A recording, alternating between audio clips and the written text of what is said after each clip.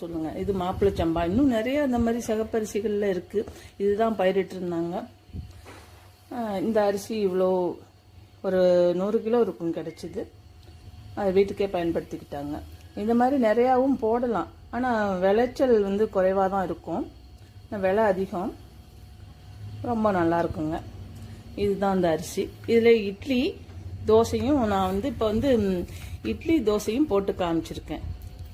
அதை தான் காமிக்கிறேன். அதை இப்போ அடுத்து மாவு அரைச்சி எப்படி காமிக்கிறதுங்கிறதையும் போட்டிருக்கேன் பாருங்கள். இப்போ இதை அரைச்சிடலாம். நம்ம நார்மல் அரிசி எவ்வளோ போடுவோமோ அதே மாதிரி ஒரு களை கலைஞ்சிச்சு அப்படியே போட்டுற வேண்டிதான். அதுக்கு தக்கப்படி எப்போதும் ஊற வைக்கிற மாதிரி உளுந்து ஊற வச்சு இட்லிக்கு அரைச்சி வச்சிட்டோம்னா ரொம்ப அந்த கேழ்வரகு இட்லி மாதிரி இருக்கும். ரொம்ப பயனுள்ளது, உடம்புக்கு நல்லது, உள்ள உறுப்புகளுக்கும் சரி. அந்த சுகரு, பிபி, கிட்னி, கிரியேட்டின் எல்லாத்தையுமே கட்டுப்படுத்தி நல்லபடி வச்சுக்கும் நம்மளை.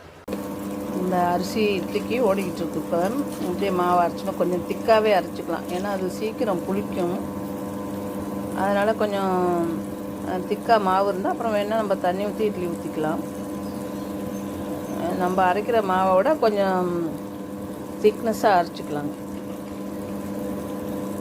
பார்த்தீங்கன்னா அன்றைக்கி அரைச்சி வச்சோம் இல்லையா, அந்த மாப்பிள்ளை சம்பா அரிசியில் இட்லிக்கு ஊற வச்சு அரைச்சி காமிச்சிருந்தேன். அந்த இட்லி மாவு, அரைச்ச மாவு நல்லா புளிச்சு, இதுதான் இட்லி சுடுறதுக்கு ஏற்ற பதம். இது இப்போ இட்லி ஊற்றி பார்த்துடலாம். அதே மாதிரி தோசையும் ஊற்றி பார்த்துடலாம். ரொம்ப நல்லா இருக்குது எல்லாமே. இடியப்பம் பண்ணலாம். இதை பச்சரிசியாக அரைச்சிட்டு வந்து நம்ம இப்போல்லாம் பண்ணுறாங்க இல்லையா, அவிக்காமல் கொள்ளாமலே வெறும் பச்சரிசியை காய வச்சு அரைச்சிட்டு வந்து அந்த மாவில் சூடான வெந்நீர் ஊற்றி இடியப்பம் பண்ணுறாங்க. அந்த மாதிரி இதை வந்து இந்த சிவப்பரிசியில் பண்ணணும்னா ரொம்ப நல்லாயிருக்கும். இப்போ இட்லி பானை வச்சு இந்த பாருங்கள், நறுக்குன வாழை இலையில் இந்த இட்லி தட்டில் வச்சுட்டு இந்த மாப்பிள்ளை சம்பா அரிசியில் தயாரான மாவில் இட்லி ஊற்ற போகிறோம். கொஞ்சம் மேலே எலும்பு இந்த இலை இங்கே உள்ள அதை கொஞ்சம் நம்ம இந்த இலையை கொஞ்சம் சூட்டில் வச்சோம்னா கொஞ்சம் வணங்கி கொடுக்கும். அப்படி கூட பண்ணிக்கலாம். கொஞ்சம் குளிச்சுட்டு வச்சுருங்க. இந்த ஆவியில் வேகிறதுனால இந்த இலையும் வேகுது இல்லையா, அந்த வாழை இலை, அதில் வந்து நமக்கு ரொம்ப மெடிசினல் யூஸ் கிடைக்கும். நல்லா வயிற்றில் புண்ணுக்குன்னு இருந்தாலும் நல்லாயிடும். இந்த வாழை இலையிலே அல்வா பண்ணி காமிச்சார் ஒரு செப்பு ஒருத்தர். அதுவும் பண்ணி பார்க்கலாம்.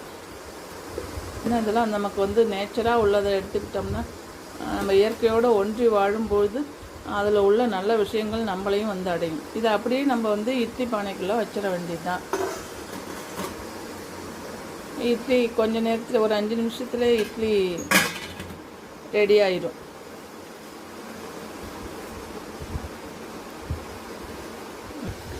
இப்போ இந்த அரைச்சி வச்ச மாவுலேருந்து தோசையும் ஊற்றுறேன். இப்போ இட்லி காமிச்சேன், அதே மாதிரி தோசையும் ஊற்றி பார்த்துடலாம்.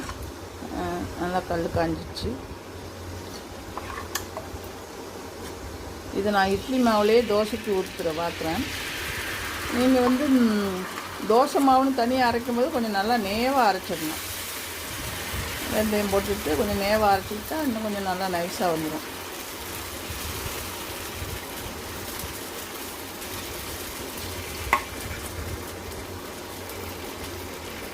இன்னும் கொஞ்சம் தண்ணியாக வச்சுக்கணும் மாவு.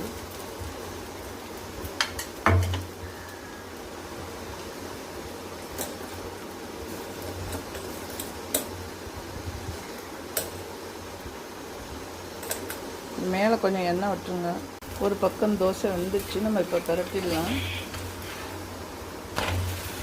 அவ்வளோதாங்க. ரொம்ப அருமையாக இருக்குது தோசைலாம். சாப்பிட்டா எந்த ஒரு இதுவுமே தெரியாமல் ரொம்ப நல்லாயிருக்கு. நம்ம விலை அதிகமானாலும் கொஞ்சம் கொஞ்சம் வாங்கிக்கலாம். அந்த சர்க்கரை நோயாளிகள்லாம் வாங்கி வச்சுக்கிட்டு இந்த மாதிரி பயன்படுத்திக்கலாம். இதிலே கூட இந்த சிகப்பரிசியில் கூட பால் எடுத்து அதையும் சூப்பாக பயன்படுத்திக்கலாம். சின்ன குழந்தைங்களுக்கெல்லாம் கொடுக்கலாம், காய்கறிலாம் போட்டு. அதுவும் ரொம்ப நல்லா இருக்கும். அது கூட ஒரு நாளைக்கு நான் செஞ்சு காமிக்கிறேன். இப்போது இட்லி எடுத்தாச்சு. அதை எடுத்து அப்படியே கொட்டிடலாம், நம்ம பிளேட்டில் கொட்டிடலாம். இப்போ தோசையும் எடுத்துடலாம்.